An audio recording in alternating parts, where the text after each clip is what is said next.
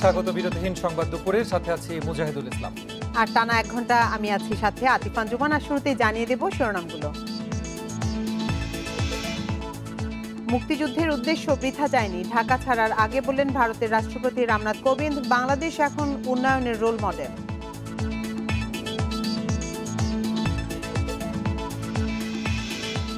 Union পরিষদ নির্বাচন ঘিরে সহিংসতা থামছে না, নভেম্বর পর্যন্ত নিহত অন্তত 87, বলছে আইন ও সালিশ কেন্দ্র।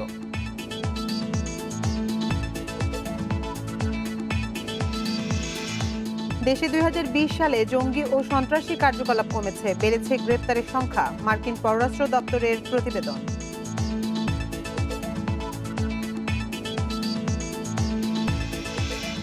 রাজধানীর বাজারে কমেছে পেঁয়াজ ও মুরগির দাম, সরবরাহ ভালো হলেও খুব একটা স্বস্তি নেই সবজিতে।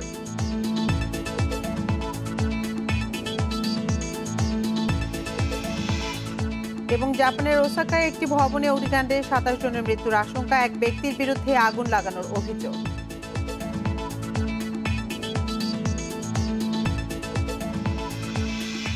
শিরোনাম শুনছিলেন এতক্ষণ, এবার চলে যাচ্ছি পুরো খবরে।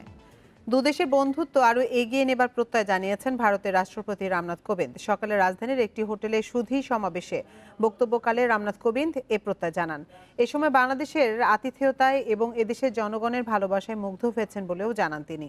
ভারতের রাষ্ট্রপতি আরও বলেন, ভারত বাংলাদেশের বন্ধুত্বকে মূল্যায়ন করেন। এদেশের স্বাধীনতার সুবর্ণ জয়ন্তীতে আসতে পেরে তিনি আনন্দিত ও গর্বিত বলেও জানান তিনি। অর্থনৈতিক ও সামাজিক উন্নয়নে দীর্ঘস্থায়ী ও দ্বিপাক্ষিক সম্পর্ক আরও দৃঢ় করার আশ্বাস দেন রামনাথ কোবিন্দ। বলেন, এই অঞ্চলে সমৃদ্ধি এনে বাংলাদেশ ভারতকে গর্বিত করেছে। এ সময় তিনি প্রগতিশীল, অন্তর্ভুক্তিমূলক, গণতান্ত্রিক ও সম্প্রীতিপূর্ণ সমাজের নেতৃত্ব প্রদানের জন্য প্রধানমন্ত্রী শেখ হাসিনার ভূয়সী প্রশংসা করেন। বলেন, বাংলাদেশ এখন উন্নয়নের রোল মডেল, মুক্তিযুদ্ধের উদ্দেশ্য বৃথা যায়নি। এরপর 3 দিনের সফর শেষে ঢাকা ছাড়েন ভারতের রাষ্ট্রপতি রামনাথ কোবিন্দ।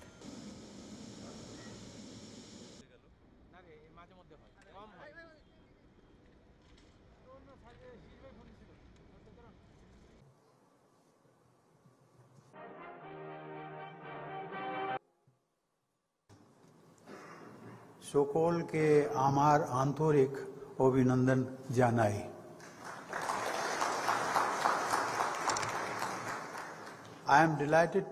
বাংলাদেশ ভারতের মিত্রতার সুবর্ণ জয়ন্তীতে ঢাকায় আসতে পেরে আমি সত্যি খুব খুশি।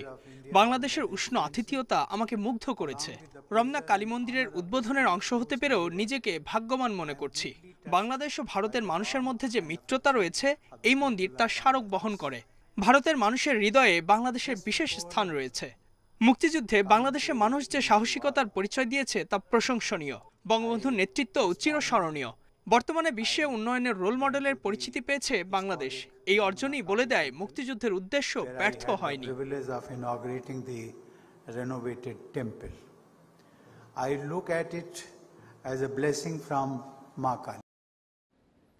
ঢাকার ঐতিহাসিক রমনা কালী মন্দিরের নতুন ভবন ও সম্প্রসারিত অংশের উদ্বোধন করেছেন ভারতের রাষ্ট্রপতি রামনাথ কোবিন্দ।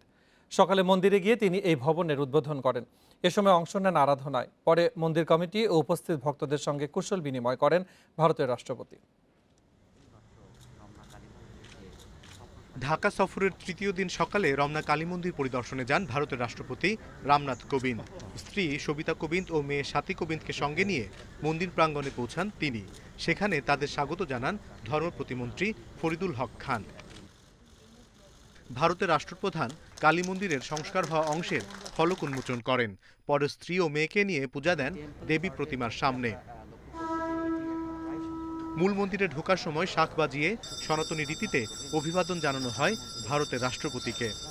শঙ্কের মঙ্গল ধ্বনির মাধ্যমে মন্দিরে সে ধীরে ধীরে প্রবেশ করছে। প্রবেশ করার পরে তার সম্মুখে আমাদের পূজার ডালাটা, ফুল মিষ্টি ফল ফলাদি সহকারে আমাদের যে পূজার ডালা তার সামনে ধরেছি, সে ওইটা স্পর্শ করে মাকে প্রণাম করছে এবং পরবর্তীতে সে পঞ্চপ্রদীপ নিয়ে মঙ্গল আরতি করছে যে বিশ্বের সকলের মঙ্গল হোক। তারপর মঙ্গল আরতি শেষ করে মাকে প্রণাম করে তিনি মন্দির থেকে বিদায় নিচ্ছে। প্রার্থনা শেষে মন্দির প্রাঙ্গণে উপস্থিত মন্দির কমিটির সদস্য এবং হিন্দু সম্প্রদায়ের প্রতিনিধিদের সঙ্গে কুশল বিনিময় করেন কোবিন্দ। 7 কোটি টাকা অনুদান দিয়েছেন এবং সেই 7 কোটি টাকা অনুদানের মাধ্যমে আমরা একটি মন্দির পুনর্নির্মাণ করতে পেরেছি, একটি ভক্ত নিবাস করার সুযোগ পেয়েছি এবং আমাদেরকে ভবিষ্যতে আমাদের এই মন্দিরে ছাত্রাবাস করার আশ্বাস দিয়েছেন। ভারতের রাষ্ট্রপতির বাসভবন সবার জন্য উন্মুক্ত, আমাদের আমন্ত্রণ জানালেন, আমাদের সেখানে যেতে বললেন এবং আর একটা কথা বললেন যে এই দুই দেশের মধ্যে যে 50 বছর সুসম্পর্ক, সেই সম্পর্কটা যে দীর্ঘজীবী হয় সেই ব্যাপারে প্রার্থনা করলেন এবং ভারতের বর্তমান হাইকমিশনার শ্রী বিক্রম দোরাইস্বামীকে উনি বললেন এই যে রমনা কালী মন্দিরের সার্বক্ষণিক রক্ষণাবেক্ষণ করা যায়, ওই মন্দিরে আর কী কী উন্নয়ন করা যায় সেই ব্যাপারে উনি নির্দেশনা দিলেন। সব মিলিয়ে 15 মিনিটের মতো মন্দিরে ছিলেন ভারতের রাষ্ট্রপতি। 1971-এর 26 এবং 27 মার্চ পাকিস্তানি সামরিক জান্তারা এই রমনা কালী মন্দিরে গণহত্যা চালিয়েছিল। তারা ডিনামাইট দিয়ে গুড়িয়ে দিয়েছিল এই মন্দিরের মূল চূড়াটি। সেখানেই 50 বছর পর পুনর্নির্মিত হলো রমনা কালী মন্দিরের মূল ভবন, যার উদ্বোধন করে ভারতের রাষ্ট্রপতি রামনাথ কোবিন্দ বিশ্ব শান্তি কামনায় এখানে প্রার্থনা করেছেন। অনিমেষ কর, ইন্ডিপেন্ডেন্ট নিউজ, ঢাকা। ইউনিয়ন পরিষদ নির্বাচনকে কেন্দ্র করে সারা দেশে সহিংসতা থামছেই না, বরং দিন দিন বৃদ্ধি পাচ্ছে। আইন ও সালিশ কেন্দ্রের হিসেব অনুযায়ী নভেম্বর পর্যন্ত ইউপি নির্বাচনকে ঘিরে 87 জন মারা গেছেন, আহত হয়েছেন অন্তত 5,500। প্রথম ধাপে ইউনিয়ন পরিষদ নির্বাচন অনেকটাই শান্তিপূর্ণভাবে শেষ হয়েছিল, কিন্তু দ্বিতীয় ধাপ থেকে শুরু হয় সহিংসতা। নির্বাচন ঘিরে প্রায় প্রতিদিনই দেশের বিভিন্ন স্থানে সংঘর্ষের ঘটনা ঘটছে। এতে প্রাণহানির পাশাপাশি আহত হচ্ছে বহু মানুষ। তৃণমূলে উৎসবমুখর পরিবেশে হওয়া এই নির্বাচনে আগে চেয়ে সংঘাত ও প্রাণহানি বাড়ায়, তা নিয়ে চলছে নানা আলোচনা সমালোচনা। সহিংসতা নিয়ে নির্বাচন কমিশন ও আইন শৃঙ্খলা বাহিনী বেশ কয়েকবার হুঁশিয়ারি দিলেও সহিংসতা কমেনি। শনিবার পাবনায় নির্বাচনী সহিংসতায় এক স্বতন্ত্র প্রার্থী এবং সোমবার এক কলেজ ছাত্র নিহত হয়। বেশ কিছু মৃত্যু ঘটেছে, মনে হয় অসহিষ্ণুতা মানুষের মধ্যে বেড়ে গেছে পদ পাওয়ার জন্য। বিশেষ করে যে দলীয় প্রতীকটা নিয়ে নেওয়াতে যেন সমস্যা একটু বেশি হয়েছে, আর দলীয় প্রতীকটা গ্রহণ করার মানসিকতা এখনো তৈরি হয় নাই, ক্ষমতায় যাওয়ার মানসিকতা বেশি তৈরি হয়েছে। এখন পর্যন্ত 3 ধাপের ইউপি নির্বাচন শেষ হয়েছে। আইন ও সালিশ কেন্দ্রের নভেম্বর পর্যন্ত হিসেব বলছে প্রায় 4,500 সহিংসতার ঘটনা ঘটেছে। এতে আহত হয়েছেন অন্তত 5,500 এবং মারা গেছেন 87 জন। নির্বাচনী প্রক্রিয়াতে এখন ব্যাপক মনোনয়ন বাণিজ্য এবং বিভিন্ন রকম প্রভাব খাটানো, এমনকি সহিংসতা, এবং এর লক্ষ্য হলো পদপদবি পাওয়া। পদপদবি পেলে তারা বিভিন্ন রকম সুযোগ সুবিধা পায়, অর্থবিত্তের মালিক হওয়া যায়, রাতারাতি আঙ্গুল ফুলে কলা গাছ হওয়া যায় এবং অনেক রকম অন্যায় করে পার পেয়ে যাওয়া যায়। আগামী 26 ডিসেম্বর চতুর্থ ধাপে 842 এবং পঞ্চম ধাপে 5 জানুয়ারি 707 ইউপিতে ভোট গ্রহণ হবে। Mahmudul Hasan, independent news, Dhaka. ঝিনাইদহ সদরে ইউপি নির্বাচনের সহিংসতার জেরে পুলিশের উপরে হামলার ঘটনায় থানায় মামলা হয়েছে। বৃহস্পতিবার রাতে নারিকেলবাড়িয়া পুলিশ ক্যাম্পের এসআই তৌহিদুল ইসলাম বাদী হয়ে সদর থানায় মামলাটি দায়ের করেন। পুলিশ জানায় মামলায় 40 জনের নাম উল্লেখ সহ অজ্ঞাত 30 জনকে আসামি করা হয়েছে।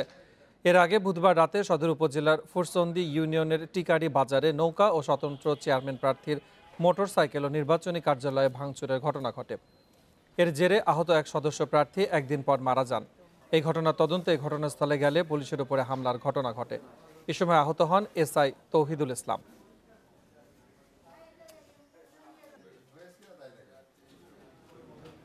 পাবনা ইউনিয়ন পরিষদ নির্বাচন নিয়ে বাড়ছে সংঘাত। জেলায় গত এক সপ্তাহে 2 জন নিহত আর অন্তত 50 জন আহত হওয়ার ঘটনায় আতঙ্কে দিন কাটছে সাধারণ ভোটারদের।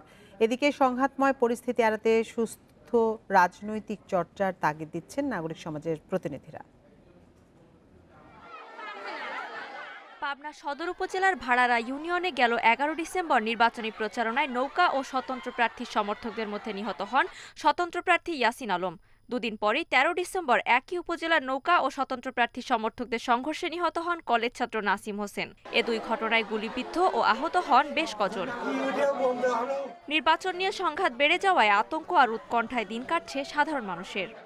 বোম মারা অমুক মারা তমুক মারা, ওই সময় বোমের বেশি সাধারণ লোক যায়, সাধারণ জনগণ। তাদের গরম বেশি, শক্তি বেশি, এই বলে এখন কেউ ঠিক মতো ভোট দিতে পারে না। আমরা চাই নিয়ে যে আমরা দেশে গোলমাল হোক, গোলমাল ফস্তাফস্তি হোক, আমরা চাই ভালো। অনেকেই ভোট সেন্টারে যাতে সাহস পায় না, বিশৃঙ্খলা সৃষ্টি হবে। বিভিন্ন দলের নেতারা বলছেন, ক্ষমতা আর নেতৃত্বের প্রভাব বিস্তারে সহিংস হয়ে উঠেছে স্থানীয় রাজনীতি। সংঘাত এড়াতে সহাবস্থানের তাগিদ নাগরিক সমাজের। এই রাষ্ট্রে সকল দলেরই গণতান্ত্রিক অধিকার রয়েছে রাজনীতি করার, কিন্তু রাজনীতির নামে যখন আপনি সন্ত্রাস করতে যাবেন তখন তো সেই রাষ্ট্রের সরকার সেটা আপনি করতে দিবেন না, এবং আমরাও সেটা সমর্থন করি না। বাংলাদেশের কোনো সাধারণ মানুষই সেটা সমর্থন করে না। নির্বাচনে অংশগ্রহণ করে তারা আমাদের দলেরই প্রভাবশালী নেতৃবৃন্দ হয়, ইউনিয়ন আওয়ামী লীগের সভাপতি, সেক্রেটারি নেয়, আমাদের থানা কমিটির অন্যান্য সদস্য। স্বাভাবিকভাবে তারা চায় যে এই পদটা তারা আঁকড়ে ধরে রাখতে চায়। জয়ের ক্ষেত্রে প্রতিপক্ষকে মানে যে আচরণগুলো করার কথা সেগুলো না করে তারা দাপট দেখে এই সংঘাত সৃষ্টি করছে। এতে আসলে সাধারণ ভোটাররা খুব ভীতি হয়ে পড়ছে। তবে আইন শৃঙ্খলা বাহিনী বলছে, স্থানীয় রাজনীতিতে ক্ষমতার দাপট আর সংঘাতের কারণে বেড়েছে বৈধ অবৈধ অস্ত্রের ব্যবহার। এরই মধ্যে বেশ কজনকে গ্রেপ্তারও করা হয়েছে। অবৈধ অস্ত্রের বিরুদ্ধে যে অভিযান, ওটা আমাদের সবসময় চলমান আছে, এটা থাকবে। এবং আপনারা জানেন এর মধ্যে আমরা এই মাসে কিন্তু বেশ কয়েকটা অস্ত্র উদ্ধার করেছি, এবং অস্ত্র সহ বেশ কয়েকজন সন্ত্রাসীকে গ্রেপ্তারও করা হয়েছে। তো এটা চলমান থাকবে। সংঘাতের পথ ছেড়ে সুস্থ ধারার রাজনৈতিক চর্চার মাধ্যমে এলাকার উন্নয়নের আহ্বান স্থানীয়দের। Independent news desk. পাবনায় আসন্ন ইউনিয়ন পরিষদ নির্বাচন নিয়ে সংঘাতের বিষয়ে আরো জানাতে এবার পাবনা থেকে আমাদের সাথে যোগ দিচ্ছেন সহকর্মী খায়রুল ইসলাম। খায়রুল, এই মুহূর্তে এলাকার পরিস্থিতি কেমন দেখছেন? আইন শৃঙ্খলা রক্ষাকারী বাহিনী কি বলছে, সাধারণ ভোটাররা কি বলছে নির্বাচনী পরিবেশ নিয়ে? আপনি জানেন যে পাবনায় কিন্তু গত এক সপ্তাহ ব্যবধানে কিন্তু 2টি ইউনিয়নে ভাড়ারা সহ 2টি ইউনিয়নে একজন স্বতন্ত্র প্রার্থী সহ কিন্তু একজন কলেজ ছাত্রী, এসএসসি পরীক্ষার্থী, সে কিন্তু নিহত হয়েছেন। এবং এই নিহত হওয়ার ঘটনায় কিন্তু ভোটারদের, সাধারণ ভোটার যারা রয়েছেন তাদের মধ্যে কিন্তু বিরূপ প্রতিক্রিয়ার সৃষ্টি হয়েছে। আর এই ঘটনার পরিপ্রেক্ষিতে কিন্তু পাবনার 2টি ইউনিয়ন সহ যে 3টি উপজেলায় যে ইউনিয়ন পরিষদ নির্বাচন অনুষ্ঠিত হবে, এইসব এলাকায় কিন্তু আইন শৃঙ্খলা বাহিনীর ব্যাপক তৎপরতা কিন্তু আমরা লক্ষ্য করেছি। বিভিন্ন এলাকায় কিন্তু পুলিশ টহল জোরদার করা হয়েছে। পাশাপাশি সংঘাত এড়াতে আর কোনো সংঘর্ষ যেন না হয় সেগুলোর দিকে কিন্তু পুলিশের ব্যাপক তৎপরতা রয়েছে। আর এই 2টি হত্যাকাণ্ডের ঘটনা এবং বিভিন্ন স্থানে সংঘর্ষের ঘটনায় কিন্তু ইতিমধ্যে প্রায় 1/2 মানুষ কিন্তু আহত হয়েছে। এবং এই কারণে কিন্তু বেশ কয়েকটি মামলা দায়ের করা হয়েছে। এবং পুলিশ বলছে যে বিভিন্ন সময় যে সংঘর্ষ এবং হত্যাকাণ্ডের ঘটনা ঘটছে এই ইউনিয়ন পরিষদ নির্বাচনকে কেন্দ্র করে, সেখানে কিন্তু পুলিশের তৎপরতা কিন্তু বাড়ানো হয়েছে এবং সেই সাথে বিভিন্ন স্থানে অভিযান পরিচালনা করা হয়েছে। এবং এই হত্যাকাণ্ড এবং সংঘর্ষের ঘটনায় বেশ কয়েকটি কিন্তু মামলা হয়েছে। সেই মামলায় কিন্তু বেশ কয়েকজন নেতাকর্মী কিন্তু ইতিমধ্যে আটক করে জেল হাজতে কিন্তু পাঠানো হয়েছে। পুলিশ আমাদেরকে জানিয়েছেন যে এই বিভিন্ন স্থানে অভিযান পরিচালনা করে গতকাল এবং পরশু কিন্তু বেশ কয়েকটি দেশীয় অস্ত্র কিন্তু উদ্ধার করেছে। সব মিলিয়ে বলা যায় যে এই আসন্ন ইউনিয়ন পরিষদ নির্বাচনকে কেন্দ্র করে কিন্তু ভোটারদের মধ্যে একটা উৎকণ্ঠা বিরাজ করছে যে আসলে কেমন হবে আগামী 26শে ডিসেম্বর ইউনিয়ন পরিষদ নির্বাচন। এই ছিল আমার কাছে পাবনার নির্বাচনের সর্বশেষ অবস্থা। পাবনা থেকে জানাচ্ছিলেন সহকর্মী খায়রুল ইসলাম। রাজধানী মিরপুরের টপ 10 পোশাক কারখানার কর্মচারী শাহাদাত হোসেন হাসিবকে হত্যার অভিযোগে কিশোর গ্যাংয়ের 3 সদস্যকে গ্রেফতার করেছে পুলিশ। জমি সংক্রান্ত বিরোধের জেরে হাসিবের সাবেক সহকর্মী হৃদয় কিশোর গ্যাংয়ের সদস্যদের দিয়ে এই হত্যাকাণ্ড ঘটিয়েছে বলে ধারণা পুলিশের। 6 মাস আগে রাজধানীর মিরপুরের টপ 10 পোশাক কারখানায় কাজ নেয় হাসিব। 13 ডিসেম্বর রাত 12টার পর ওই কারখানার পাশের সড়ক থেকে তার মরদেহ উদ্ধার করে পুলিশ। মরদেহে ছুরিকাঘাতের চিহ্ন ছিল। সিসিটিভি ফুটেজ বিশ্লেষণ করে হৃদয় নামে এক ব্যক্তির সন্দেহজনক গতিবিধি নজরে আসে পুলিশের। পরে অবস্থান শনাক্ত করে তাকে ঝালকাঠি থেকে গ্রেপ্তার করা হয়। হৃদয়ের দেয়া তথ্যে আরও 2 জনকে আটক করে পুলিশ। কন্ট্যাক্টটা হয় হৃদয়ের যে 5 জনের কিলিং মিশন এর একজন ব্যক্তি সাদ্দাম ওর মাধ্যমে। এই সাদ্দাম হলো ওই কন্ট্যাক্টটা নেয়। এখন সে তার সঙ্গে কিভাবে কন্ট্যাক্ট হয়েছে বিপুলের বা হোয়াট এভার যে কারো, এই বিষয়টা নিয়ে আমরা কাজ করছি। এটা আমরা অতি শীঘ্রই বের করতে পারবো ইনশাল্লাহ। পুলিশ জানায় টপ 10-এ কাজ করা হৃদয়ের পরিবারের সঙ্গে হাসিবের পরিবারের জমি সংক্রান্ত বিরোধ ছিল। তার জেরেই হাসিবকে হত্যা করতে কিশোর গ্যাংয়ের 3 সদস্যকে 2 লাখ টাকায় ভাড়া করা হয় বলে ধারণা পুলিশের। এই কিশোর গ্যাংয়ের যে বিষয়টা, এটা কিন্তু এদের অ্যাম্বিশনটা দেখেন। এই যে হৃদয় নামের যে ছেলেটা 18-19 বছর বয়স, সে কিন্তু এখনই অলরেডি ডন হওয়ার একটা স্বপ্ন দেখা শুরু করেছে, এবং তাকে যদি শুরুতে আমরা যদি আইনের আওতায় না আসতে পারতাম, এটা কিন্তু আমাদের জন্য একটা চ্যালেঞ্জিং বিষয় হয়ে দাঁড়াতো। আটক 3 জনের মধ্যে 2 জন এরই মধ্যে স্বীকারোক্তিমূলক জবানবন্দি দিয়েছে। পলাতক বাকি 2 জনকে গ্রেপ্তার করতে অভিযান অব্যাহত আছে বলে জানিয়েছে পুলিশ। Biprajit Chanda, independent news, Dhaka. 2020 সালে বাংলাদেশে জঙ্গি সন্ত্রাসী কার্যকলাপ কমেছে, তবে একই সময়ে সন্ত্রাস সম্পর্কিত তদন্ত ও গ্রেপ্তারের সংখ্যা বেড়েছে। এছাড়া 2020 সালে বাংলাদেশে 3টি সন্ত্রাসী ঘটনা ঘটলেও কারো মৃত্যু হয়নি। গোটা বছরে বাংলাদেশের সন্ত্রাসবাদের পরিস্থিতি বিশ্লেষণ করে বৃহস্পতিবার যুক্তরাষ্ট্রের পররাষ্ট্র দপ্তর থেকে কান্ট্রি রিপোর্ট অন টেরোরিজম 2020 শীর্ষক প্রতিবেদনে এই তথ্য তুলে ধরা হয়। এতে বলা হয়, আইএস সহ আন্তর্জাতিক সন্ত্রাসী গোষ্ঠীগুলোর সঙ্গে বাংলাদেশ ভিত্তিক সন্ত্রাসীদের অর্থপূর্ণ সম্পর্ক নেই বলে জানিয়েছে বাংলাদেশ সরকার। সম্প্রতি র্যাব এবং সংস্থাটির সাবেক ও বর্তমান 7 কর্মকর্তার বিরুদ্ধে নিষেধাজ্ঞা আরোপের পরই বাংলাদেশের সন্ত্রাসবাদ নিয়ে এমন ইতিবাচক তথ্য দিল যুক্তরাষ্ট্র।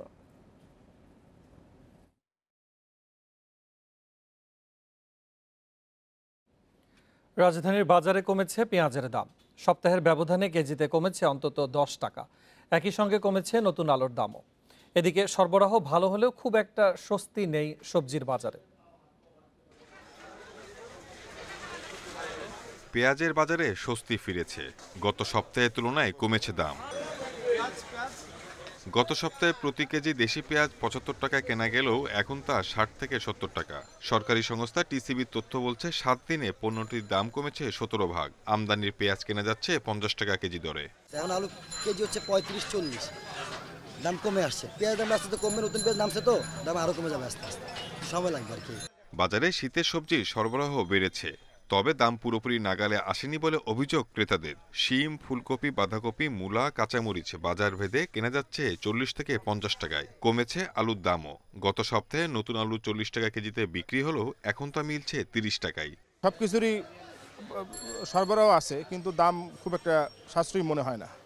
আমাদের লাভ করতে হয়, কেরান খরচ আছে, আমাদের দোকানে খরচ আছে, এরপর আনতে তো একটা খরচ আছে, 10 টাকা আমাদের ডিফারেন্স হবেই। এদিকে ব্রয়লার মুরগির বাজার স্বাভাবিক। প্রতি কেজি বিক্রি হচ্ছে 165 টাকায়, আর সোনালী মুরগির কেজি 270 থেকে 280 টাকা।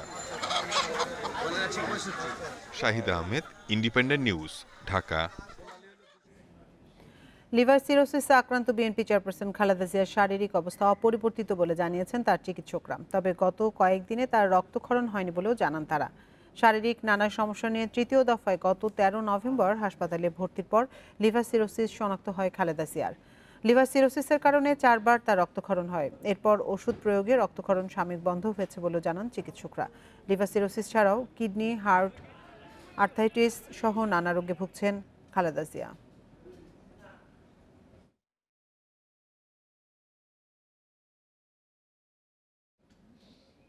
ব্রাহ্মণবাড়িয়ার সরাইলে ট্রাক চাপায় সিএনজি চালিত অটোরিকশার 3 যাত্রী নিহত হয়েছেন।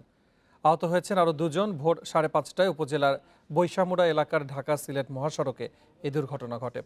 পুলিশ জানায়, ভোরে সিএনজি চালিত অটোরিকশায় করে শাহবাজপুর বাস স্ট্যান্ড থেকে বিজয়নগর উপজেলা চান্দুরায় ইটভাটায় যাচ্ছিলেন ওই 5 শ্রমিক। বৈশামুড়া এলাকায় অটোরিকশাটিকে বিপরীত দিক থেকে আসা ঢাকাগামী একটি ট্রাক চাপা দেয়। এতে ঘটনাস্থলেই 3 শ্রমিক মারা যান।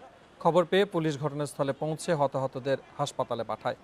ট্রাক ও সিএনজি অটোরিকশা জব্দ করেছে পুলিশ।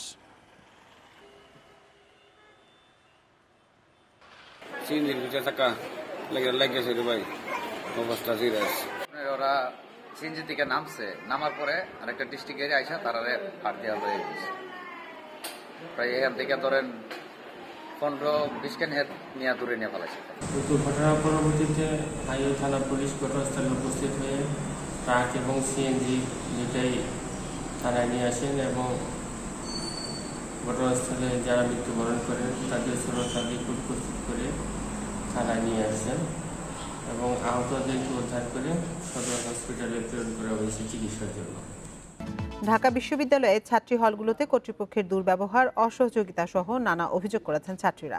সেই সঙ্গে বিবাহিত ছাত্রীরা হলে থাকতে পারবেন না, এই নিয়মকে অযৌক্তিক বলে বাতিলের দাবি তাদের। তবে হুট করে কোনো নিয়ম পরিবর্তন করা সম্ভব নয় বলছে হল প্রশাসন। ঢাকা বিশ্ববিদ্যালয়ের দ্বিতীয় বর্ষের ছাত্রী পদ্মা রানী 12ই বিয়ের পর বাংলাদেশ কুয়েত মৈত্রী হলে উঠতে গেলে তার সিট বাতিল করার অভিযোগ ওঠে। এ অবস্থায় হলে থাকা নিয়ে পুরোপুরি অনিশ্চয়তায় ওই ছাত্রী বলছেন, ঢাকায় হল ছাড়া থাকার কোনো জায়গাও নেই তার। আমি হলে থাকতে চাচ্ছি, আমার আসলে ঢাকায় থাকার মতো অন্য কোনো জায়গা নেই। যদিও আমি বিবাহিতা, আমার স্বামী থাকেন পটুয়াখালীতে। হল কর্তৃপক্ষ বলছে ওই ছাত্রীর সিট বাতিল করা হয়নি, তবে বিয়ের পর কোনো ছাত্রীর হলে অবস্থানের সুযোগ নেই। কিন্তু সামনে পরীক্ষা থাকলে সে পর্যন্ত হলে থাকতে পারবেন। হাজিরা খাতায় ও সিগনেচার দিচ্ছে না, অর্থাৎ এক মতন লুকিয়ে আছে সে, যেটা কিন্তু সে হলের নিয়ম ভঙ্গ করছে। এবং ওর কিছুই হয়নি, ওর সিটও কাটা হয়নি। এ নিয়ে আলোচনা ওঠার পর থেকেই হল প্রশাসনের বিরুদ্ধে নানা অভিযোগ দিচ্ছেন ছাত্রীরা। শামসুন্নাহার হলেও এক ছাত্রীকে এমন ভোগান্তির মধ্য দিয়ে যেতে হচ্ছে, তাই বিয়ের পর হলে সিট না থাকার নিয়ম বাতিলের দাবি তাদের। বিবাহিত মেয়েকে আমরা হলে থাকতে দিব না, যেটা তার রাইট, স্টুডেন্ট হিসেবে এটা তার রাইট, তার অধিকারটা আমরা কেন লঙ্ঘন করব? ঢাকা বিশ্ববিদ্যালয় এই ধরনের যে সকল রুলসগুলো আছে হলে ওঠার সময়, মেয়েদের হলে বিশেষ করে, এই রুলসগুলোতে আমরা বিশ্বাস করি পরিবর্তন আনা উচিত। প্রত্যেকটি হলে যে হয়রানি করা হচ্ছে, এইসব হয়রানি যাতে না করা হয় সেই দাবি আমাদের পক্ষ থেকে আছে। এবং আমরা চাই যে অনাবাসিকদের যে হলে ঢুকতে দিচ্ছে না, আগে ওরা কার্ড জমা দিয়ে ঢুকতে পারতো, এই দাবিটি যাতে আবার পুনর্বহাল করা হয়। বিশ্ববিদ্যালয় কর্তৃপক্ষ বলছে এই নিয়ম বাদ দিতে হলে সিন্ডিকেটের মাধ্যমে যেতে হবে, হঠাৎ করেই পরিবর্তন সম্ভব নয়। এই আইনটি পরিবর্তন করতে হলে বিশ্ববিদ্যালয়ের আমাদের সিন্ডিকেট আছে, সিনেট আছে, এবং ছাত্রীরা যেহেতু দাবি করছে, আমি মনে করি যে যদি দাবির যৌক্তিকতা থাকে সময়ের প্রয়োজনে, আমার মনে হয় সেক্ষেত্রে সংস্কার করা যেতেই পারে।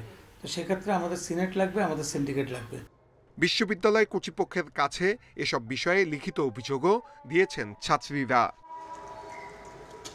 নূরে আলম, ইন্ডিপেন্ডেন্ট নিউজ, ঢাকা।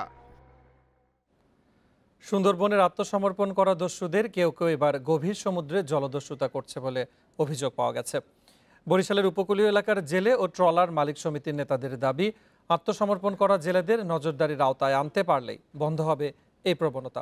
তবে র্যাব বলছে জলদস্যুদের বিরুদ্ধে নেওয়া হবে কঠোর ব্যবস্থা। প্রাকৃতিক সম্পদ ও সৌন্দর্যের কারণে সুন্দরবনের যেমন খ্যাতি, তেমনি দস্যুদের আখড়া হিসাবেও স্থানীয়দের কাছে ভয়ের কেন্দ্র ছিল এই অরণ্য। হত্যা, লুট, অপহরণ ছিল প্রায় প্রতিদিনের ঘটনা। তবে র্যাবের একের পর এক অভিযানে সুন্দরবনে টিকতে না পেরে ওই এলাকা ছেড়ে যায় অনেক দস্যু। তাদের কেউ কেউ আবারও গভীর সমুদ্রে দস্যুবৃত্তি শুরু করেছে বলে অভিযোগ উঠেছে। এবার শীত মৌসুমে মাছ ধরতে অক্টোবরের মাঝামাঝি থেকেই জেলেরা যেতে শুরু করেন সমুদ্রে। তবে ডাকাতের ভয়ে নভেম্বরের 20 তারিখের পর থেকে প্রায় 15 দিন সমুদ্রে যাননি তারা। অভিযোগ আছে সুন্দরবনে সুবিধা করতে না পেরে অনেক জলদস্যু এবার গভীর সমুদ্রে ট্রলারে হানা দিচ্ছে। বেশ কিছু লোক নিয়ে গেছে এবং 2-4 লোক ছাড়ছেও, আবার কিছু লোক একটা লোক গুলি দিয়ে মারিয়েও ফেলাইছে। যারা টাকা পয়সা না দিতে রে মাছগুলা না পায়, হ্যাঁ করে মাঝি করে লইয়া যায়। দিনে ধরেন থাকবো নিবিড়, রাত কি বাইরে বাইরে এই ধরেন আমরা এগুলো জাল টানার বসে থাকবো, এসে বিরোধী আই গুলি করবো, আর একটা বড় বড় বগিতাও আছে তো এগুলো দিয়ে কোবাইব। এই যারা আত্মসমর্পণ করছে জলদস্যু, আসলে এদের রাঘব বল তো ধরা হয় নাই এবং তাদেরকে জিজ্ঞাসাবাদও করা হয় নাই, কিন্তু সেই রাঘব বল তো এখনো আছে এবং যেভাবে অস্ত্র জমা দিয়েছে আমাদের মধ্যে একটা আতঙ্ক এখনো বিরাজ করছে। 10টা থাকলে হয়তো 5টা দিছে। র্যাবও বিষয়টি স্বীকার করে উপকূলকে সম্পূর্ণ দস্যুমুক্ত করার ঘোষণা দিয়েছে। এ নিয়ে রোববার বরগুনার পাথরঘাটায় জেলেদের সঙ্গে মতবিনিময় করে সংস্থাটি। র্যাবের মহাপরিচালক জলদস্যুদের হুঁশিয়ারি করে বলেন, আত্মসমর্পণ না করলে অপেক্ষা করছে কঠিন পরিণতি। হুঁশিয়ার করে দিতে চাই, এখনো যারা এই ধরনের পথে আছে তাদেরকে সৎ পথে চলে আসো, স্বাভাবিক পথে চলে আসো। আমাদের যদি সাহায্য লাগে আমরা তাদেরকে সাহায্য করতে প্রস্তুত আছি। আমি আপনারা হোমিওপ্যাথি দিয়েছি, এর মানে এই না যে এলোপ্যাথি ওষুধ আমরা বন্ধ করে রাখছি। এলোপ্যাথি কিন্তু পকেটে আছে। এরই মধ্যে জেলেদের নিরাপত্তায় উপকূলীয় এলাকায় নিয়মিত টহল দিচ্ছে র্যাবের কয়েকটি দল। লাখ টাকা দাদনের বোঝা নিয়ে সমুদ্রের প্রতিকূলতার সঙ্গে যুদ্ধ করে বেড়ায় এখানকার জেলেরা। জালে যদি মাছ একটু বেশি ধরে তবে এদের মুখে ফুটে ওঠে হাসি, তবে সে হাসি বিলীন হতেও যেন সময় লাগে না। জলদস্যুদের আক্রমণে শুধু মাছ নয়, মাঝে মধ্যে জীবনও দিতে হচ্ছে এখানকার জেলেদের। তাই সুন্দরবনের পর এবার বরিশাল উপকূলীয় এলাকাকে দস্যুমুক্ত করার ঘোষণা দিয়েছে র্যাপিড অ্যাকশন ব্যাটালিয়ন র্যাব। আর তাতেই স্বস্তির বাতাস বইছে এখানকার জেলেদের মাঝে। স্বপ্ন দেখছে দস্যুমুক্ত সমুদ্র দেখার। বরগুনার পাথরঘাটা থেকে সুমন তানভীর, ইন্ডিপেন্ডেন্ট নিউজ। মালয়েশিয়ায় বন্ধ থাকা শ্রমবাজার পুনরায় উন্মুক্ত হচ্ছে। শিগগিরই দুই দেশের মধ্যেই সই হবে সমঝোতা স্মারক। শুক্রবার আন্তর্জাতিক অভিবাসী দিবসের আয়োজন উপলক্ষে এক সংবাদ সম্মেলনে এসব কথা জানায় প্রবাসী কল্যাণ ও বৈদেশিক কর্মসংস্থান মন্ত্রণালয়। মালয়েশিয়ার বাজার চালু হলে বিএমইটির ডাটা ব্যাংক থেকে কর্মী পাঠানো হবে বলে জানিয়েছেন মন্ত্রণালয়ের সচিব। তিনি আরও বলেন, মধ্যপ্রাচ্যের দেশ কুয়েত নার্স কর্মী নেয়ার বিষয়ে আগ্রহ প্রকাশ করেছে। এছাড়াও কর্মী প্রেরণ বিষয়ে গ্রিসের সাথে একটি আগ্রহপত্র স্বাক্ষরিত হয়েছে। বর্তমানে জাপান, চীন, ক্রোয়েশিয়া সহ আফ্রিকা মহাদেশের কয়েকটি দেশে কর্মী প্রেরণ শুরু হয়েছে। এদিকে বিদেশ যেতে যদি কোনো প্রতিষ্ঠানের বিরুদ্ধে অতিরিক্ত টাকা নেয়ার অভিযোগ পাওয়া যায় তাহলে ব্যবস্থা নেওয়ার কথা জানিয়েছেন প্রবাসী কল্যাণমন্ত্রী। এছাড়া মাঠ পর্যায়ে দালালদের দৌরাত্ম্য কমাতে উদ্যোগ নেওয়া হয়েছে বলেও জানানো হয় সংবাদ সম্মেলনে।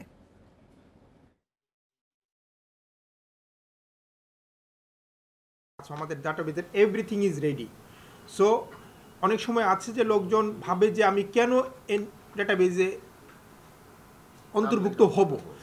যেমন আমি যখন টিকার জন্য বললাম তখন কিন্তু সবাই এসছে, কারণ তারা জানেন যে এখানে অন্তর্ভুক্ত হলে টিকা নেওয়া যাবে। ঠিক কালকে যদি আমি বলতে পারি যে অমুক দেশে যাওয়ার জন্য তুমি অন্তর্ভুক্ত হও, এটা হবে। এই অতীতকে আমি কিন্তু যত দূর করতে পারবো ওটাই আমি কিন্তু চেষ্টা করে এসেছি। সব শেষ কথা হলো কি, আমি সাকসেসফুল হব কি হব না ওটা নির্ভর করবে এমওইউ সাইনিং এর পরে। এই মন্ত্রণালয়ের তরফ থেকে আমরা যা কিছু প্রস্তাব করেছি সেখানে কিন্তু সিন্ডিকেটের কোনো সুযোগ আমরা কিন্তু করে দেইনি। প্রথমবারের মতো রাজধানীর পূর্বাচলের স্থায়ী ভেন্যুতে শুরু হচ্ছে ঢাকা আন্তর্জাতিক বাণিজ্য মেলা। 1 জানুয়ারি মেলা শুরুর দিন সামনে রেখে এরই মধ্যে 225টি দেশি বিদেশি কোম্পানিকে স্টল ও প্যাভিলিয়ন বরাদ্দ দিয়েছে রফতানি উন্নয়ন ব্যুরো। এবারে মেলায় যাতায়াতের জন্য কম ভাড়ায় খিলক্ষেত থেকে পূর্বাচল পর্যন্ত থাকছে স্পেশাল বাস সার্ভিস। রাজধানীর আগারগাঁওয়ে বঙ্গবন্ধু সম্মেলন কেন্দ্রের সামনের খোলা জায়গায় প্রতিবছর আন্তর্জাতিক বাণিজ্য মেলার আয়োজন করে আসছে রপ্তানি উন্নয়ন ব্যুরো। টানা 1 মাস এই মেলার কারণে রাজধানী জুড়ে তৈরি হতো দীর্ঘ যানজট। ঢাকার যানজট কমাতে পূর্বাচল নতুন শহরে 26 একর জায়গা জুড়ে স্থায়ীভাবে তৈরি করা হয়েছে Bangabandhu Bangladesh China friendship exhibition centre. আগামী 1 জানুয়ারি থেকে প্রথমবার মেলার আয়োজন হচ্ছে সেখানে। স্টল ও প্যাভিলিয়ন বরাদ্দ পেয়েছে 225টি কোম্পানি। বাইরে এবং ভিতরে মিলে প্রায় 225টার মতো প্যাভিলিয়ন এবং স্টল থাকবে, এবং এর মধ্যে কিছু ফরেন স্টলও আছে আপনাদের টার্কি থেকে, ইন্ডিয়া থেকে এবং সাউথ কোরিয়া থেকে ইতিমধ্যে কয়েকজন এসেছেন এবং তারা অলরেডি স্টল বরাদ্দ নিয়েছেন। অন্যান্য যারাই আছে সকলেই মোটামুটি এখানে পার্টিসিপেট করছে। এবার খোলা জায়গায় প্যাভিলিয়ন নির্মাণের সুযোগ না থাকায় সব কোম্পানি পাচ্ছে একই মাপের স্টল। দর্শনার্থীদের গাড়ি রাখার জন্য থাকছে দোতলা পার্কিং ব্যবস্থা। 500 গাড়ি পার্কিংয়ের জন্য দোতলা পার্কিং ব্যবস্থা আছে এট এ টাইম। এছাড়া আমাদের পিছনে আরও 300 গাড়ির মতো, প্রায় 800 গাড়ি এট এ টাইম আমাদের ভেন্যুর আশেপাশেই থাকবে খুব ক্লোজলি। এছাড়াও আমরা রাজুকের থেকে আমরা একটা ওই যে ওনাদের পানির প্রকল্পের জায়গা আছে, এছাড়া আশেপাশে দেখেছেন যে প্রচুর খালি জায়গা, ওখানে মানুষ নির্দ্বিধায় অনেক ভালোভাবে পার্কিং ব্যবস্থা ঠিক হতো। আর পুলিশ প্রশাসন এই বিষয়ে সার্বিক সহযোগিতা করবে। রাজধানীর এক প্রান্তে হওয়ায় মেলায় যাতায়াতের জন্য থাকছে 30টি স্পেশাল বাস। এতে কম ভাড়ায় চলাচল করতে পারবেন দর্শনার্থীরা। প্রতি বছরের মতো এবারও মেলার প্রবেশ ফ্রি থাকছে 40 টাকায়। ঢাকার যানজট কমাতে রাজধানীর পূর্বাচলে তৈরি করা হয়েছে আন্তর্জাতিক বাণিজ্য মেলার স্থায়ী ভেন্যু। প্রতি বছর এই ভেন্যুতেই বসবে বাণিজ্য মেলার আসর। তবে এটি কতটা জমজমাট হয় তা এখন দেখার বিষয়। Sohel Rana, independent news, Purbachal, Dhaka. পর্যটন মৌসুমের পাশাপাশি বিজয় দিবস সহ টানা 3 দিনের ছুটিতে কক্সবাজারে ভিড় করেছে কয়েক লাখ পর্যটক। ফাঁকা নেই কোনো হোটেল মোটেল। এই সুযোগে অনেক হোটেলই হাঁকা হচ্ছে কয়েক গুণ বেশি ভাড়া। রেস্তোরাঁয় খাবারের দামও নেওয়া হচ্ছে অতিরিক্ত। কর্তৃপক্ষের নজরদারির অভাবে সমুদ্র দর্শনে এসে অসহায় অবস্থায় পড়েছেন পর্যটকেরা। একদিনের সফরে পরিবারের সদস্যদের নিয়ে পারুল বেগম এসেছেন কক্সবাজারে। সুগন্ধা পয়েন্টের একটি কটেজে 2টি কক্ষ ভাড়া নেন তিনি। তবে 2 কক্ষের ফ্ল্যাটের ভাড়া নেওয়া হয় 16,000 টাকা। হোটেল মোটেল ফাঁকা না থাকায় বাধ্য হয়ে অতিরিক্ত ভাড়া গুনতে হয় পারুল বেগমকে। 2টা রুম দিছে আমগো 16,000 টাকা নিছে। যেই রুমটি দিছে এই রুমটি দিকে মনে হয় না যে 16,000 টাকা রুম। আমরা অনেক হয়রানি হইছি। এদিকে লাখো পর্যটকের ভিড়ের কারণে খাবার হোটেলেও নেওয়া হচ্ছে চড়া দাম। শুধু ডাল ভাত খেলেই দিতে হচ্ছে 3 থেকে 400 টাকা। মাছের পিস বিক্রি হচ্ছে 400 টাকা বা আরও বেশি দামে।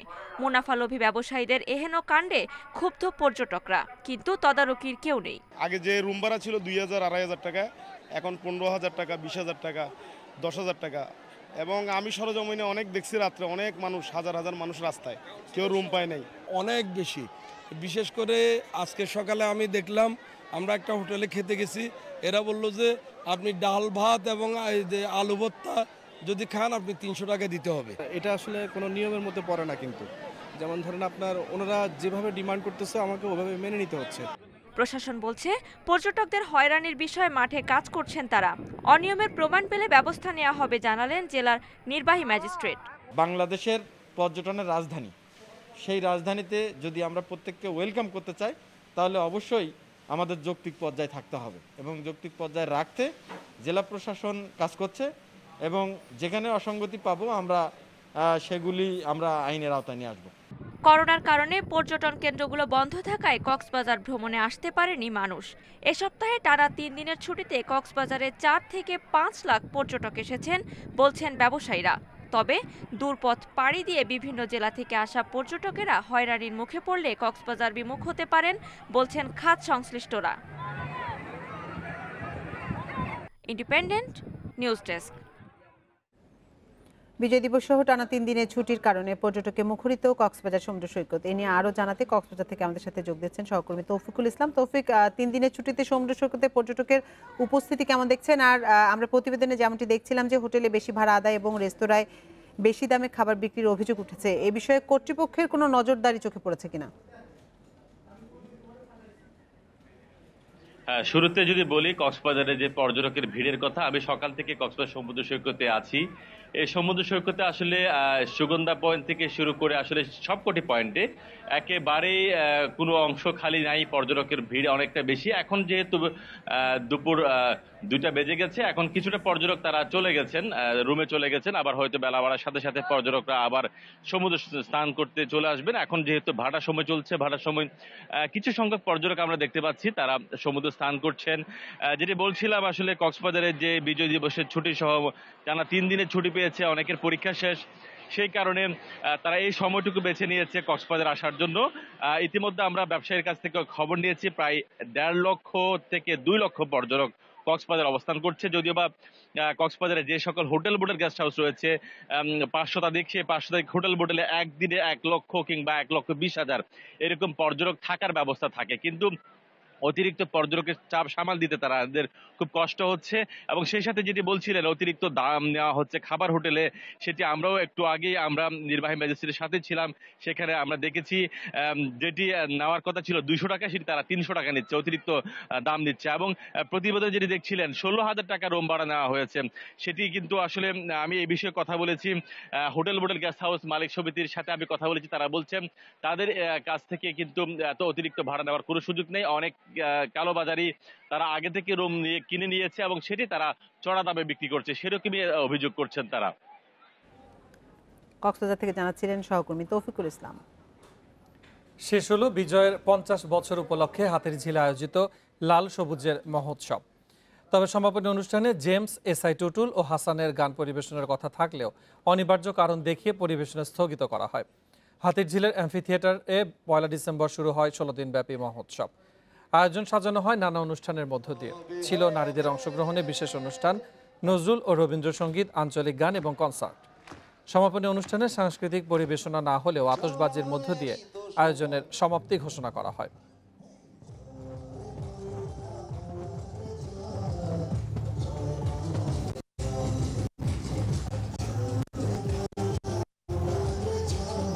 আমরা আজকে বিজয়ের 50 বছরে আসুন আমরা সবাই প্রতিজ্ঞা করি 10টায় 10 মিনিট প্রতি শনিবার নিজের বাসাবাড়ি করি আমরা পরিষ্কার, এই হোক আমাদের অঙ্গীকার। নিজ কণ্ঠে গান গেয়ে হাজার বছরের শ্রেষ্ঠ বাঙালি বঙ্গবন্ধু শেখ মুজিবুর রহমানকে স্মরণ করলেন তারই কনিষ্ঠ কন্যা শেখ রেহেনা। আর এতে সংসদ ভবনের দক্ষিণ প্লাজায় মহাবিজয়ের মহানায়ক শীর্ষক অনুষ্ঠানের মধ্যমণি হয়ে ওঠেন তিনি। এছাড়া পুরো অনুষ্ঠানেই তুলে ধরা হয়েছে বাংলার ইতিহাস, ঐতিহ্য, সংস্কৃতির কথকতা।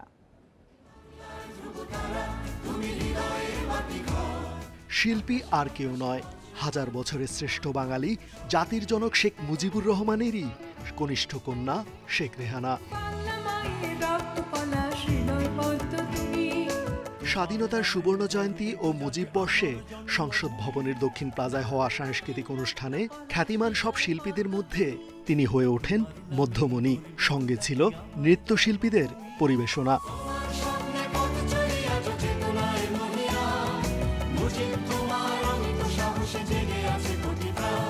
এর আগে গানের সুরে মঞ্চে গাথা হয় দেশপ্রেমের গল্প।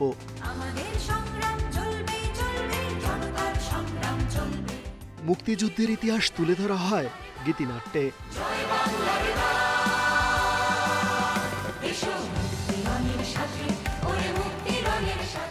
পুরো অনুষ্ঠানেই তুলে ধরা হয় বাঙালির ইতিহাস, ঐতিহ্য আর সংস্কৃতি। মহাবিজয়ের মহানায়ক শিরোনামের এই আয়োজন উপভোগ করেন রাষ্ট্রপতি, প্রধানমন্ত্রী ও ভারতের রাষ্ট্রপতি সহ আমন্ত্রিত অতিথিরা। রেজওয়ানুল হক, ইন্ডিপেন্ডেন্ট নিউজ, ঢাকা। আপনারা দেখছেন বিরতিহীন সংবাদ। সংবাদে আরো যা যা থাকছে।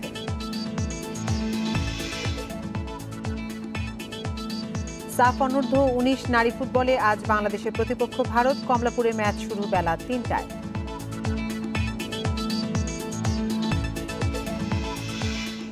প্রথমবারের মতো সূর্যকে স্পর্শ করল নাসার মহাকাশযান পার্কার সোলার প্রোব। বিভিন্ন নমুনা ও তথ্য সংগ্রহ।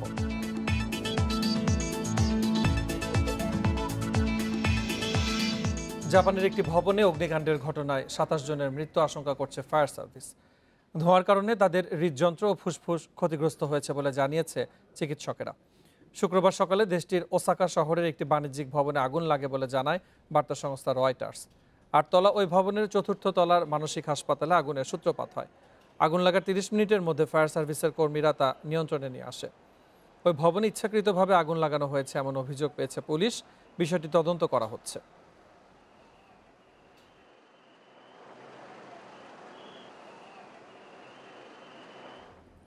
বিশ্বে করোনায় একদিনে 7,000-এর বেশি মানুষের মৃত্যু হয়েছে। এ নিয়ে মোট প্রাণহানি ছাড়ালো 53,53,000।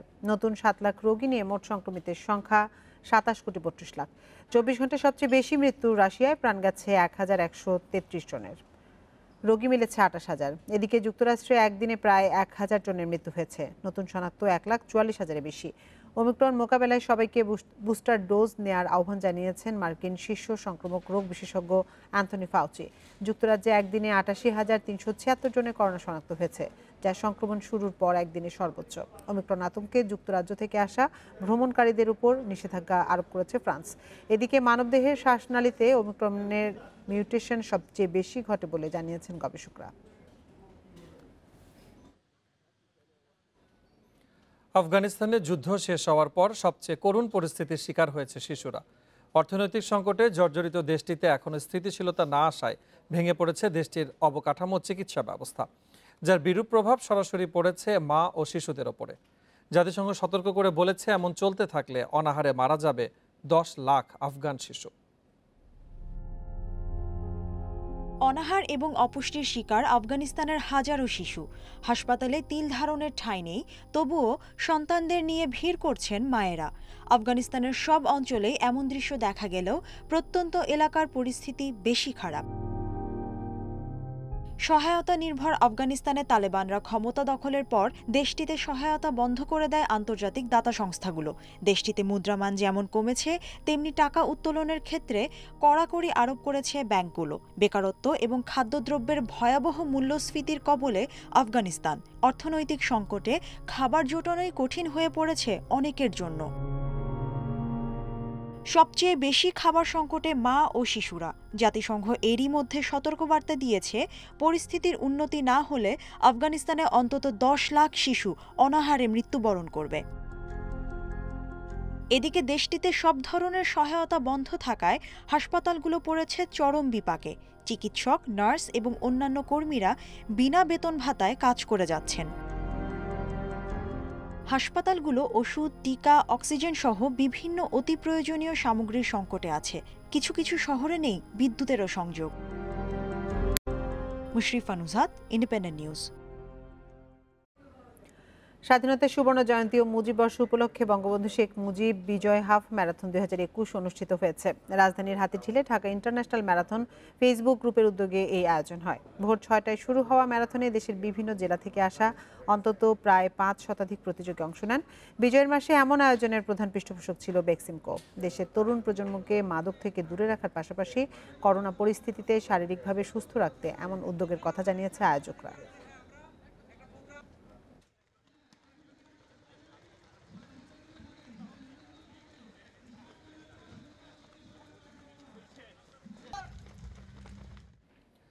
এশিয়ান চ্যাম্পিয়ন্স ট্রফি হকিতে আজ বাংলাদেশের প্রতিপক্ষ দক্ষিণ কোরিয়া। প্রতিপক্ষকে আটকাতে শিষ্যদের কৌশলী হবার তাগিদ কোচ গোপীনাথন কৃষ্ণমূর্তির। ম্যাচ শুরু সন্ধ্যা 6টায়। এর আগে বেলা 3:30টায় লড়বে ভারত পাকিস্তান। ভারতের বিপক্ষে অসম লড়াইয়ে 9 গোল হজম করে শিরোনামে বাংলাদেশ দল। একদিন পরই স্বাগতিকদের সামনে দক্ষিণ কোরিয়া। এবার পরাজয়ের ব্যবধান কমানোই লক্ষ্য। প্রতিপক্ষকে আটকাতে কৌশলী হতে চায় জিমি আশরাফুলরা। চ্যাম্পিয়ন্স ট্রফির অভিষেক ম্যাচে স্পষ্ট ফিটনেস প্রস্তুতির ঘাটতি। স্বল্প সময়ের ব্যবধানে খুব বেশি নড়চড়ের সুযোগ নেই। যতটা সম্ভব ভুল কমিয়ে নেওয়ার চেষ্টায় বাংলাদেশ দল। বড় মঞ্চে চমকের জন্য নিয়মিত আন্তর্জাতিক ম্যাচ খেলার তাগিদ কোচের। প্রতিপক্ষকে আটকাতে আমাদের কৌশলী হতে হবে। খেলোয়াড় রোটেশনের মাধ্যমে খেলার গতি ও নিয়ন্ত্রণ পক্ষে রাখতে হবে। ডিফেন্স সামলে কাউন্টার অ্যাটাকে মনোযোগ হওয়ার পরামর্শ দিয়েছি ছেলেদের। শুক্রবার আকর্ষণের কেন্দ্রে ভারত পাকিস্তান লড়াই। বাংলাদেশকে বিধ্বস্ত করে ভারত আত্মবিশ্বাস বাড়িয়ে নিয়েছে। বিপরীতে জাপানের সঙ্গে গোলশূন্য ড্রতে পাকিস্তান কিছুটা ব্যাকফুটে। প্রত্যাশার চাপ সামলে মর্যাদার লড়াই জিততে মরিয়া দু দল। আসরের প্রতিটা দলই শক্তিশালী। পাকিস্তানও নিশ্চয়ই তাদের হোমওয়ার্ক সেরে এসেছে। আমরা ওদের সমীহ করেই খেলব। ছন্দ ধরে রাখতে সর্বোচ্চ দিয়ে চেষ্টা করব। ভারত নিঃসন্দেহে শক্তিশালী দল। অলিম্পিকে ওরা ব্রোঞ্জ জিতেছে। আসরের অন্যতম ফেভারিট দলের বিপক্ষে খেলবো আমরা। জমজমাট লড়াই হবে আশা করি। পাকিস্তানের বিপক্ষে জিতলে ফাইনালের পথে এগিয়ে যাবে ভারত। অন্যদিকে প্রথম জয়ের খোঁজে পাকিস্তান চাইবে সামর্থ্যের সেরাটা দিতে। Mohammad Nazim, independent news, Dhaka. অনূর্ধ্ব 19 নারী সাফ চ্যাম্পিয়নশিপে আজ ভারতের মুখোমুখি হবে বাংলাদেশ। শক্তিশালী প্রতিপক্ষ হলেও জয়ের প্রত্যয় মারিয়া মান্ডার। ভারতের শক্ত রক্ষণ ভাঙার সামর্থ্য আছে দলের, সেই বিশ্বাস আছে অধিনায়কের। কমলাপুর স্টেডিয়ামে ম্যাচ শুরু বেলা 3টায়। টুর্নামেন্টের প্রথম ম্যাচে আধিপত্য ছিল, শুধু গোলটাই পায়নি বাংলাদেশ। ওই হতাশা ভুটান ম্যাচে ভুলেছে লাল সবুজ। 6 গোল দিয়ে পরিষ্কার করেছে কেন তারা ফেভারিট। এবার ভারতের পরীক্ষা। কাজটা মোটেও সহজ হবে না জানা আছে তহুরা মারিয়াদের। অনূর্ধ্ব 18 সাফে ভারতের সাথে খেলার সুযোগ হয়নি। রাউন্ড রবিন লিগ পদ্ধতিতে খেলা হওয়ায় এবার সুমাতি প্রিয়াঙ্কাদের সামনে পেয়ে গেছে ছোটনের দল। প্রতিপক্ষের রক্ষণ ভেঙে জয় চোখ স্বাগতিকদের। ইন্ডিয়ার সাথে আমরা যদি ভালো কিছু করতে পারি তাহলে আমরা ফাইনাল যেতে পারবো। সেই নিয়ে আমরা এখানে প্র্যাকটিস করতেছি। আমাদের লক্ষ্য যে তাদের সাথে ফাইট করব আর আমরা ভালো রেজাল্ট করার চেষ্টা করব। সবাই জানে ইন্ডিয়া অনেক শক্তিশালী টিম, তো আমাদের বেস্টটা দিয়ে আমরা খেলবো। ইনশাল্লাহ আমরা কালকে জয়ের জন্যই মাঠে নামবো। ডিফেন্স ভালো, অনেক ওদের আটকানোর মতো আমাদের ডিফেন্স আছে আমি মনে করি। 2 ম্যাচ জিতে ভারত টেবিল টপার। প্রতিপক্ষের জালে দিয়েছে 8 গোল, হজম করেনি একটাও। প্রিয়াঙ্কা নিতোদের নিয়ে তাই সতর্ক বাংলাদেশ। এখন আমাদের ইন্ডিয়ার ম্যাচটা হয়েছে মূল ম্যাচ এবং আমাদের মেয়েদেরকে আমরা এই জিনিসটা বোঝানোর চেষ্টা করেছি, ইন্ডিয়ার সাথে একটা ভালো ফুটবল খেলতে হবে। ইন্ডিয়াকে পরাজিত করে আমরা ফাইনালের জন্য অপেক্ষা করব। এটাই আমাদের কনসেপ্ট। 2 ফেভারিটের লড়াই, সেখানে সেরা প্রমাণের সুযোগ বাংলাদেশের সামনে। দলীয় সমন্বয়ে সাফল্য চায় লাল সবুজ, তাহলেই ফাইনাল প্রায় নিশ্চিত।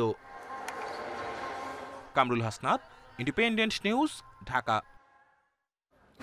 ফাইনালিসিমার মাধ্যমে ইউরো ও কোপা জয়ী দলের লড়াই দেখবে ফুটবল বিশ্ব। 2022-এর জুনে লন্ডনের ওয়েম্বলিতে হবে আর্জেন্টিনা ইতালি দ্বৈরথ। যৌথ উদ্যোগে 2028 সাল পর্যন্ত উয়েফা এবং কনমেবল কাজ করবে দুই দেশের ফুটবল উন্নয়নে। আলোচনাটি চলছিল গেল সেপ্টেম্বর থেকেই। জুলাইয়ে ইতালির ইউরো জয় আর আর্জেন্টিনার কোপা আমেরিকা জয়ে দুই মহাদেশের লড়াইয়ের আভাস ছিল স্পষ্ট। ভক্তদের আবেদনে সাড়া দিয়ে সেপ্টেম্বরে ম্যাচ আয়োজনের আশ্বাস দিয়েছিল উয়েফা ও কনমেবল। তবে কবে বা কোথায় আয়োজন হবে সেটা নিয়ে ছিল ধোঁয়াশা। অবশেষে নতুন বছরের 1 জুন ফুটবল বিশ্ব দেখবে দুই অঞ্চলের শ্রেষ্ঠত্বের Finalissima.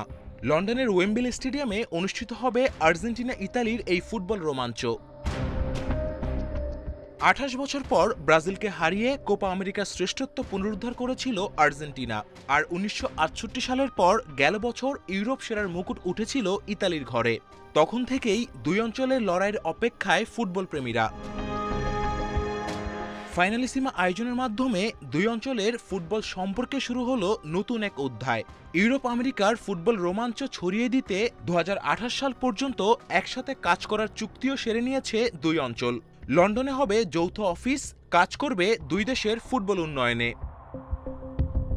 Kamrul Hasnat, independent news. English premier লিগে টানা 6 ম্যাচ জয়ে টেবিলের 2-এ লিভারপুল, শীর্ষে থাকা ম্যানচেস্টার সিটির চেয়ে 1 পয়েন্ট পিছিয়ে ইউর্গেন ক্লপের শিষ্যরা। আনফিল্ডে পিছিয়ে থেকেও দারুণ কামব্যাক অলরেডসদের। শুরুতেই ডি বক্সের বাইরে থেকে জনজো শেলভির দৃষ্টিনন্দন শটে এগিয়ে যায় নিউক্যাসল ইউনাইটেড। জটলা থেকে দলকে সমতায় ফেরান পর্তুগিজ ফরওয়ার্ড ডিয়াগো জটা। 4 মিনিট পর সাদিও মানের তৈরি সুযোগ কাজে লাগিয়ে স্কোর দ্বিগুণ করেন মিশরীয় মোহাম্মদ সালাহ।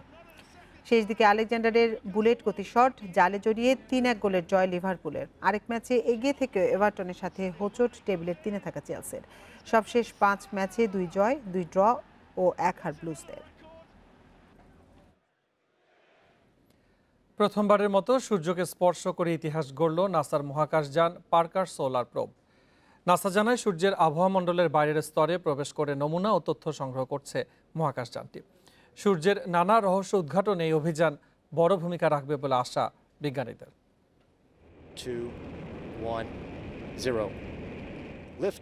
2018 সালে সূর্যের উদ্দেশ্যে রওনা দেয় নাসার মহাকাশযান পার্কার সোলার প্রোব। এর আগে কয়েকবার সূর্যের কাছাকাছি গিয়েও ব্যর্থ হয়েছে নাসার এই অভিযান। তবে এবার মানব সভ্যতায় অনন্য এক ইতিহাস গড়েছে পার্কার সোলার প্রোব। প্রথমবারের মতো সূর্যকে স্পর্শ করেছে অত্যাধুনিক এই মহাকাশযানটি। নাসা জানিয়েছে করোনা নামে পরিচিত সূর্যের বায়ুমণ্ডলের বহির্ভাগে প্রবেশ করেছে তাদের মহাকাশযান। 5 ঘন্টায় অঞ্চলটিকে ঘুরে ঘুরে সংগ্রহ করেছে বিভিন্ন নমুনা।